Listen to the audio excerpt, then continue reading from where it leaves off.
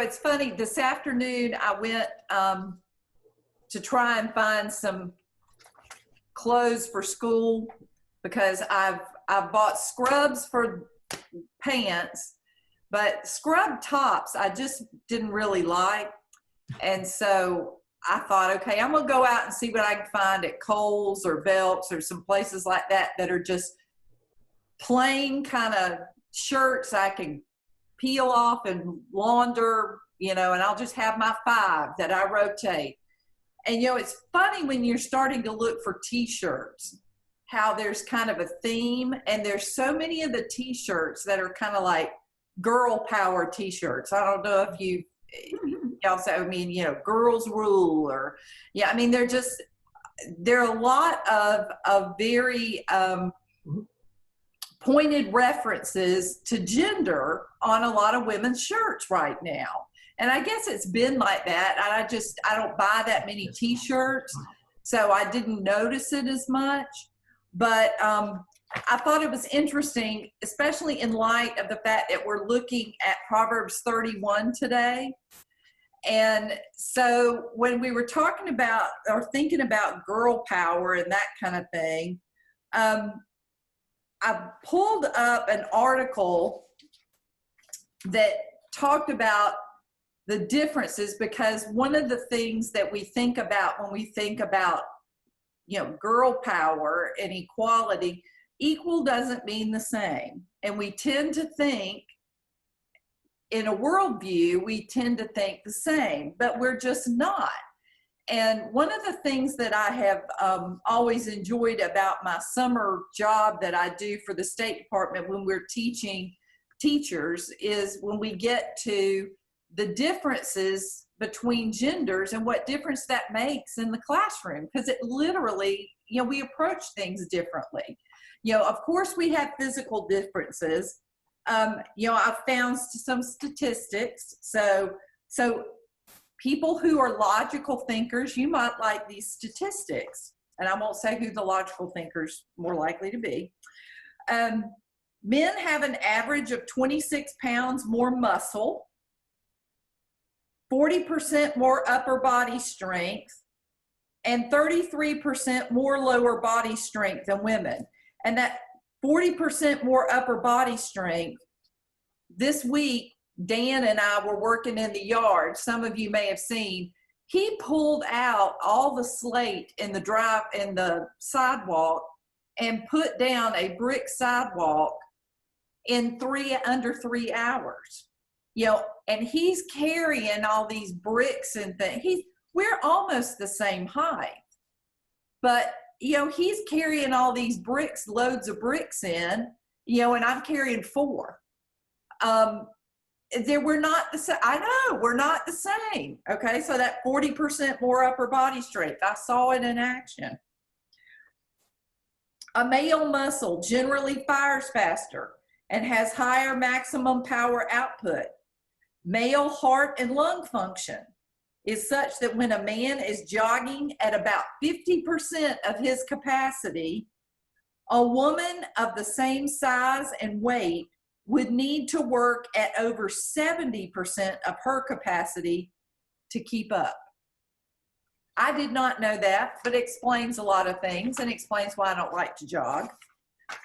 So physically there are differences, yet there are some ways where women are stronger than men. Did not know this.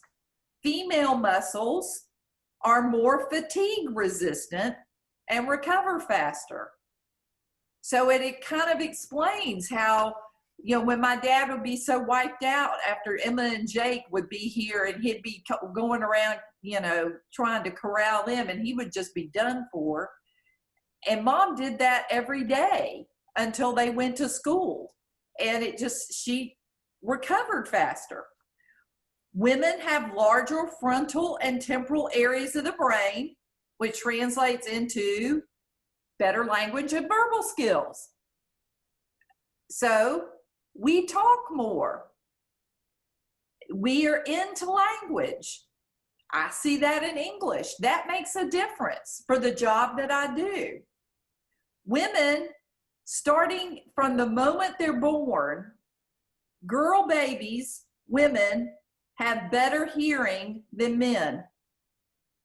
And they are better able to distinguish between emotional tones.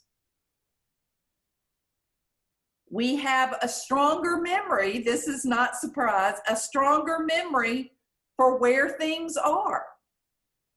And for past events, which kind of works against, so when you say, why do you keep bringing that up? Well, because we can. And sometimes men aren't as able to. Men and women process information differently. The male brain tends to compartmentalize. All right.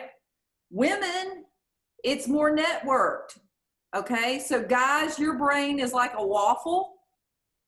Women, we're like spaghetti. Men and women literally see things differently. Remember how women could hear better? A man's eye makes him better at tracking movement.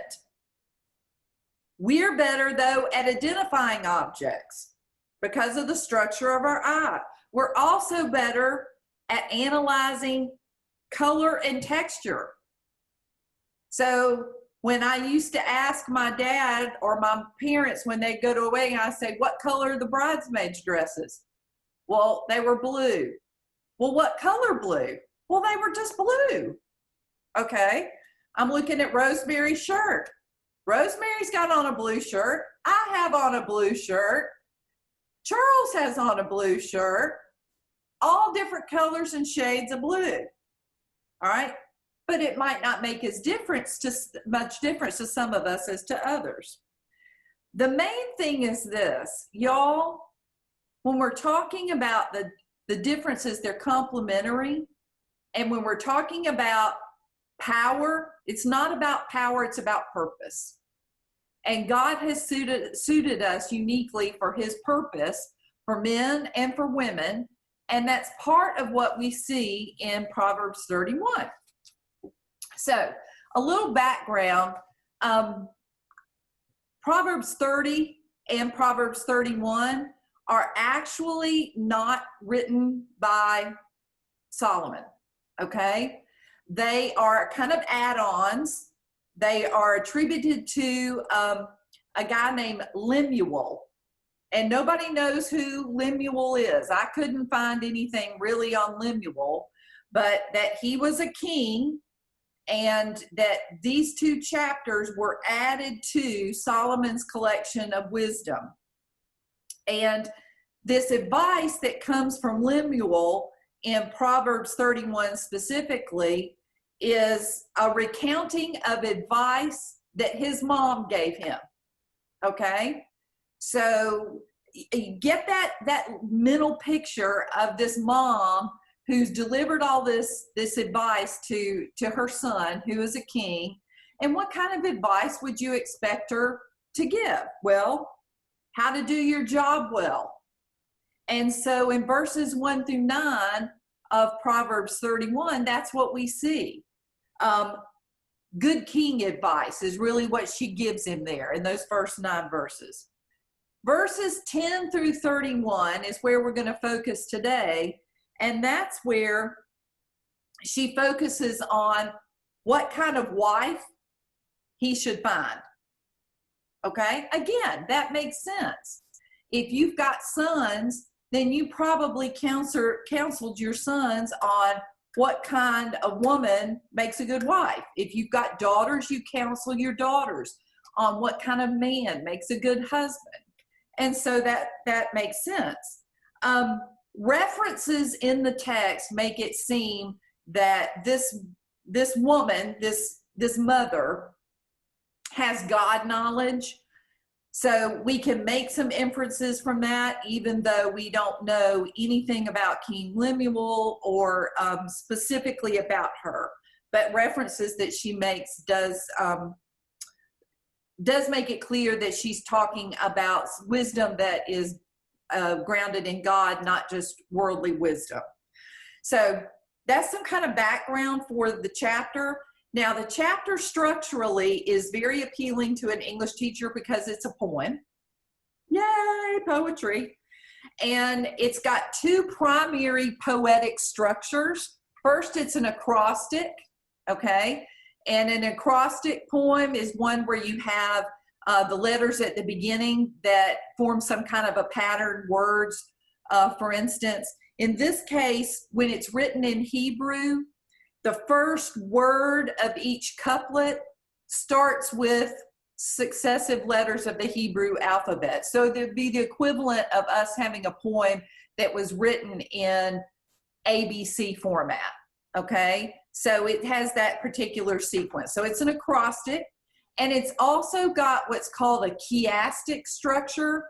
Chiasmus or chiasmus is a rhetorical device that writers will use where they reverse the order of ideas or words in a sentence, or in this case in a poem, in order to emphasize the ideas or those words that are swapped. For example, this sentence, never let a fool kiss you or a kiss fool you.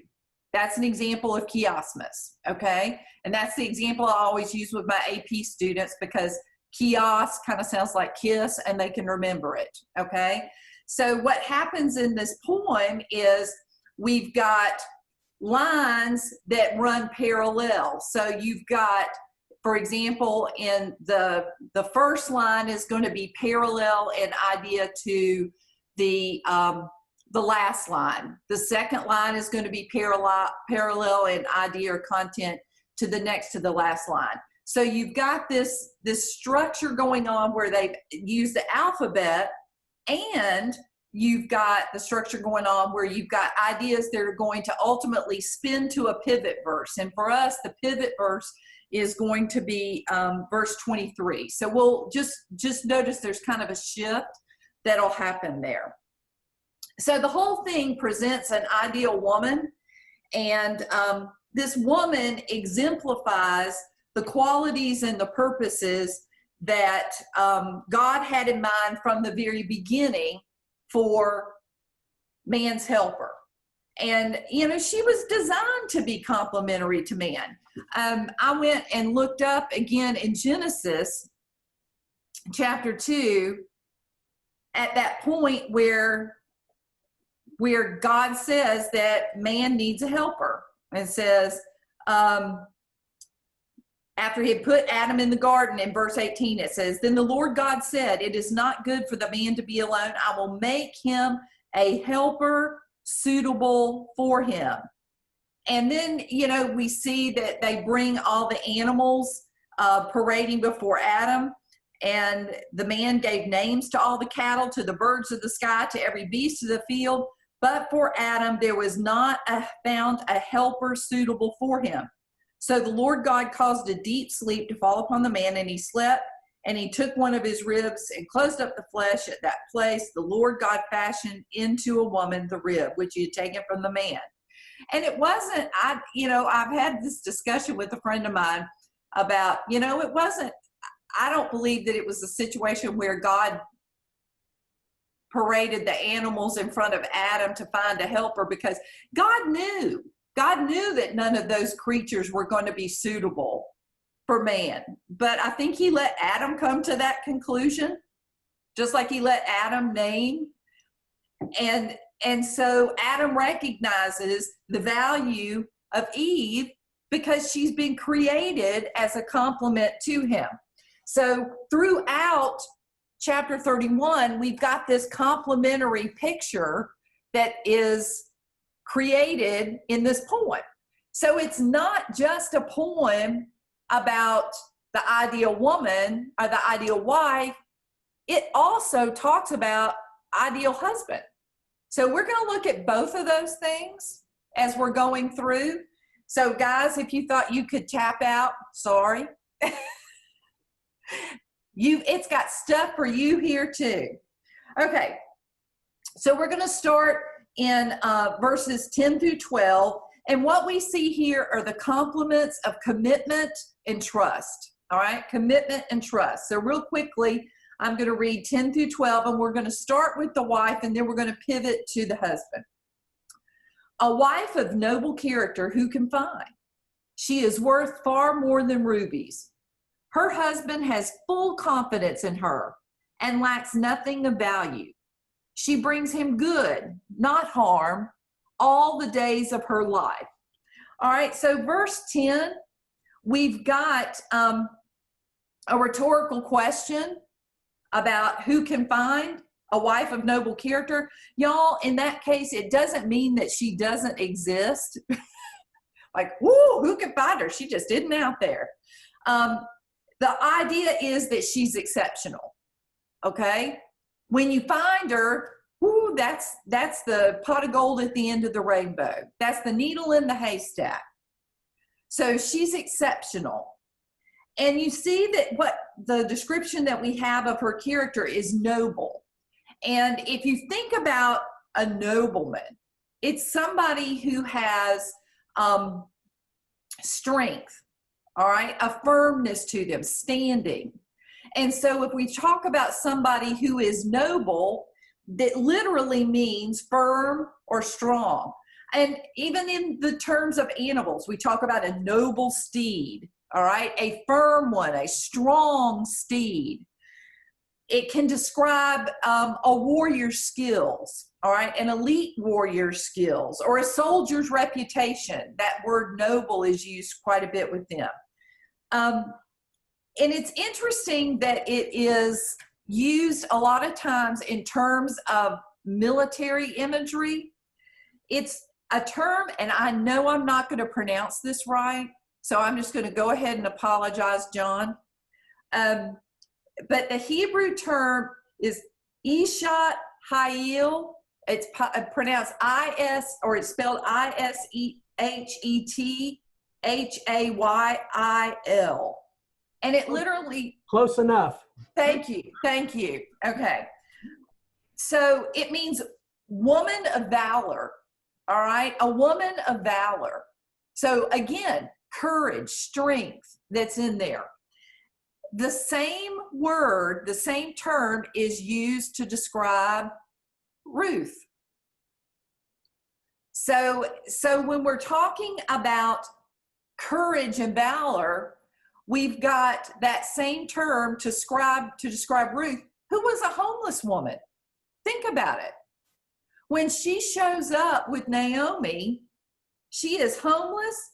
She risked everything to provide for her mother-in-law in that strange culture. That's strength. That's firmness. This mother uses the same term to describe a future queen for her son. So really what we're seeing is this dichotomy which says that nobleness, this strength, has nothing to do with station in life. Because those two women, Ruth and whoever this nameless queen is going to be, this ideal woman, are going to be in two very different life stations. But it's a quality of who they are and a quality of their character. The other thing that we see is that a wife of noble character who can find, we see why she's valued, okay? It tells why she's valued and how she's valued. She's worth more than any of this wealth that you might accumulate. And it's symbolized in the jewels, the rubies. Now, another part of her character that shows up is in verse 12, where it talks about her commitment to her husband. She's bringing him good, not harm. She's consistent. And how long? Lifelong. All the days of her life. So this committed woman is one who is looking out for the good of her spouse, working to complement him for as long as God has got her here. Now, verse 11 takes us to the husband. okay? Because it's really interesting. In my translation that I looked at, it's got, her husband has full confidence in her and lacks nothing of value. Some versions may say, the heart of her husband trusts her. And remember, we said that the heart is the place where decision making is going on. All right, we're not talking about just emotions. So this is the logic place. So he rests after considering things. He puts his confidence in her. He trusts her. Now, I did not know this, but as I was studying, I thought this was probably one of the most interesting points out of this whole thing. So if you don't remember anything else, you might remember this. This is the only place in Scripture that praises trusting anything other than God.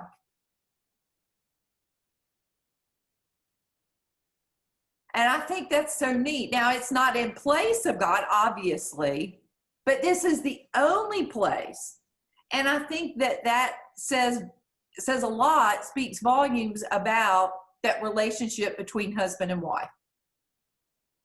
So he trusts her, and there's no inconsistency in terms of trusting her and trusting God, because she's a godly woman. We're going to see that elaborated on in the coming verses. So she's a godly woman, and that trust is well placed because, remember, she brings him good and he lacks nothing. So he's put this trust in her, and that trust is well placed. So we see commitment and we see trust. The wife is committed to the husband. The husband trusts his wife. He has confidence in her. All right, so how does that play out? Well, that's what we see in verses 13 through 22. So I'm going to read those. And then what we're looking for in this case are these complementary traits of industry, all right, hard work, and discernment, okay? All right, so verse 13. She selects wool and flax and works with eager hands. She's like the merchant ships, bringing her food from afar. She gets up while it is still night. Whew. She provides food for her family and portions for her female servants. She considers a field and buys it. Out of her earnings, she plants a vineyard. She sets about her work vigorously. Her arms are strong for her task. She sees that her trading is profitable, and her lamp does not go out at night. In her hands, she holds the distaff and grasps the spindle with her fingers. She opens her arms to the poor and extends her hands to the needy. When it snows, she has no fear for her household, for all of them are clothed in scarlet. She makes coverings for her bed. She is clothed in fine linen and purple. All right, I'm going to do a little honesty check. She's almost the woman you love to hate. Anybody? Women? Yeah. Y'all, you read through that and you're going, how in the world?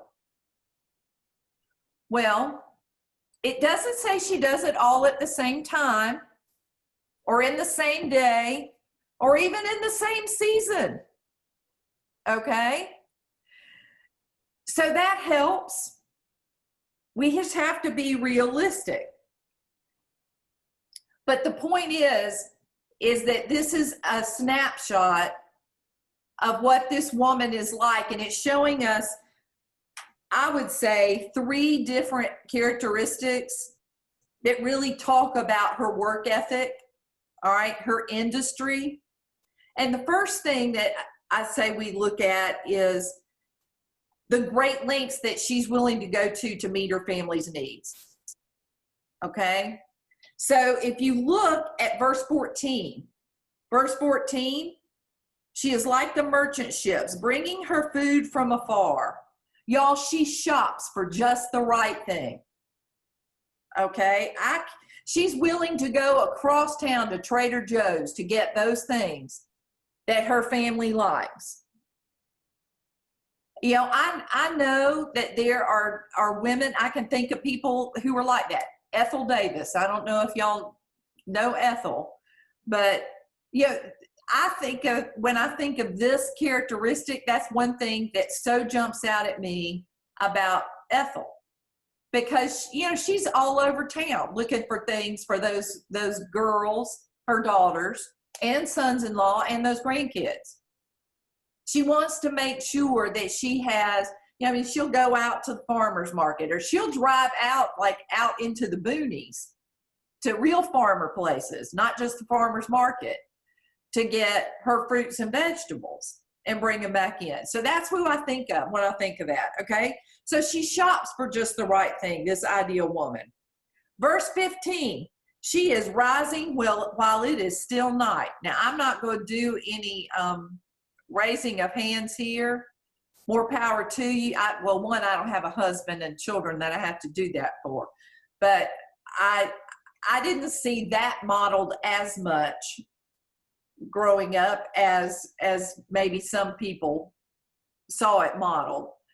But we all know that there are wives and moms who get up at the crack of dawn, before the crack of dawn, to get their families going.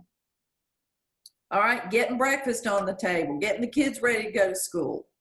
All right, verse 17, it talks about the strength in her arms. She sets about her work vigorously. Her arms are strong for her task. Y'all, that means it's a habit.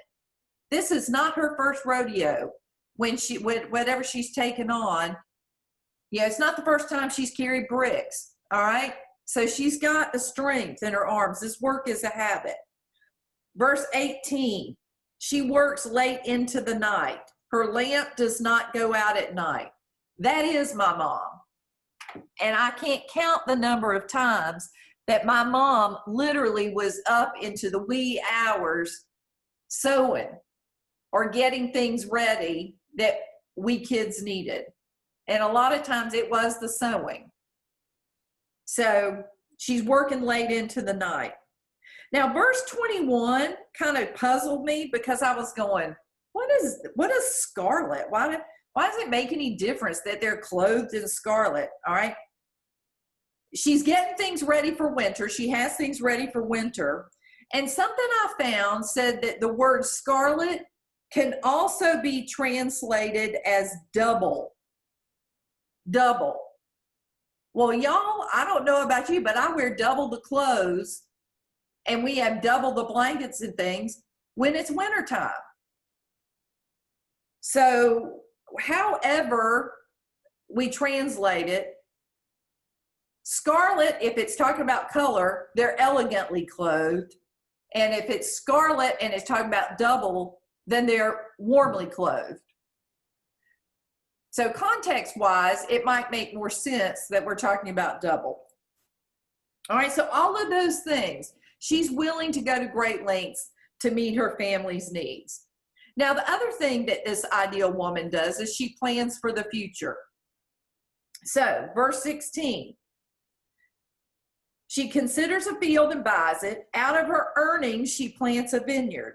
Now, y'all, when you plant a vineyard, or if you plant anything, you're having an eye to the future.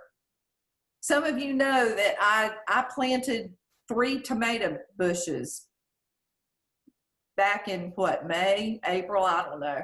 Yeah, it's not been a great harvest, but I've had many more than I did last year. Last year I had 3 that grew, but they were stolen. And this year I've actually been able to eat 5 tomatoes. I did have 3 again stolen this year. I think there were raccoons. They look like bandits for a reason that stole those 3. But I have 3 more out there now, okay?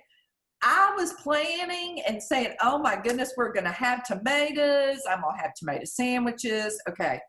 I'm looking to the future. So this vineyard, She's looking to the future for her family. She is not reaping the benefits of that vineyard when she plants it, but she's got an eye toward the future. Now, also notice this. I think it's really interesting. When she buys the field and then she plants the vineyard, it's the idea that there's a profit. Notice that she is bringing money into the family coffers, or if you want to say her husband's wallet. She's not just taking it out. So everything that she's doing is to benefit the family. Okay, so she's willing to go to great lengths to take care of her family. She has an eye to the future, and she's careful and does her research. Now, this does sound like my mother. And those of you who know her knows that Linda Davenport is a researcher. Boy, she, price checking, she checks we get consumer reports for mom, so she reads through and so in verse 13, when it says that she selects wool and flax, that verb selects, there's some evaluating going on there. It's not just, okay, she buys it, she goes in and picks the first thing. She's careful about considering what she's purchasing. And in verse 16, she uses that verb considers, weighs the merits of that field before she buys it. So she's judicious in the way that she's spending her money. I would imagine she's also pretty judicious in the fact that she spends her time, the way she spends her time. So we've got all of those three things that show industry, all right? That she's got a work ethic. Now, so she's got the work ethic. It's kind of unusual because we tend to think of women during that time not working other than in the home. But it is very clear that she is working in some respect outside of her home. But how is she doing it? This is where the ideal husband comes in. Y'all, he has faith in his wife's abilities. So he has discerned that she has skills and abilities that would benefit the family, and he allows her to use those. Y'all, just like he trusts her character, he trusts her abilities. She's a helper after all. He trusts her to go about business. And what do we see here? She's buying and selling, and she's not just buying and selling food. She's buying and selling property. Verse 16, there it is. And y'all, that's really something. If you go back into Numbers, then we see that the law was set up so that if a man had no sons in Hebrew culture, then his property could go to his daughters. That was highly unusual at the time. So by Solomon's time, evidently, women could purchase and sell land. We see that in scripture here. But she's doing it with the confidence of her husband, with the faith of her husband, under the umbrella of thumbs up from her husband. Now, I think it's really interesting because, y'all, faith is expressed in freedom. That's one of the things that people have a hard time with in Christianity when we're talking about faith and freedom. We see that in this marriage. He has faith in her. Because he has faith in her, then she has the freedom to go out and to participate in these economic activities that seem to be kind of out of sync with what we would expect. Now, there's a misconception alert here. What this is not. The ideal wife of Proverbs 31 is aggressively engaged in these activities because her husband granted her the freedom to do so, not because she willfully took those responsibilities into her hands. This does not command a wife to take on those responsibilities. All right, so that's one misconception alert. Two, the second warning concerns a passive husband who would love for his wife to take care of obligations for him. That is not what we see happening here. So just be aware, because it's going to talk in just a minute about the husband and his reputation. And if he were a passive husband, he wouldn't have the reputation that he obviously has, that is presented in verse 23. Okay? So while the wife did help her husband in many ways, she did not do his job for him. So men cannot abdicate their responsibility and their role and their purpose. Just like women shouldn't usurp men's role and fulfill men's purpose. We can't. All right, so I'm going to step back from that. And we're going to move on to verses 23 through 27. And here we see the complementary traits of strength and respect. Her husband is respected at the city gate, where he takes his seat among the elders of the land. She makes linen garments and sells them and supplies the merchants with sashes. She is clothed with strength and dignity. She can laugh at the days to come. She speaks with wisdom, and faithful instruction is on her tongue. She watches over the affairs of her household and does not eat the bread of idleness. Okay, so we're going to come back and look at verse 23 in just a minute. Notice verse 24, we're still talking about that idea of industry and specifically about clothes, but notice how it really spins off into verse 25 and moves from literal clothing to spiritual clothing. So we are seeing a pivot. All right, we're starting to see this pivot that I talked about earlier, where we've got that chiastic structure starting, or the reversals are starting. So when it talks about her being clothed in strength, y'all, this is the kind of woman that when people meet her, they know that they have met somebody of note. All right, they recognize that she's worthy of respect. There's a dignity about her. There's a strength about her. And you can all think of people that you have met who have that kind of a presence about them. She's got love. She's got integrity. She has humility. And all of those things are born of her faith in God. All right, how do we know that? Because the second half of that verse 25, look at it. She's laughing. She laughs at the days to come. Now, that is not a flippant laugh. That is not careless laughter. That is confidence. She fears the Lord. She doesn't fear the future. And so people recognize that about her. And additionally, they recognize her wisdom. They come to her for advice and for good counsel and faithful instruction.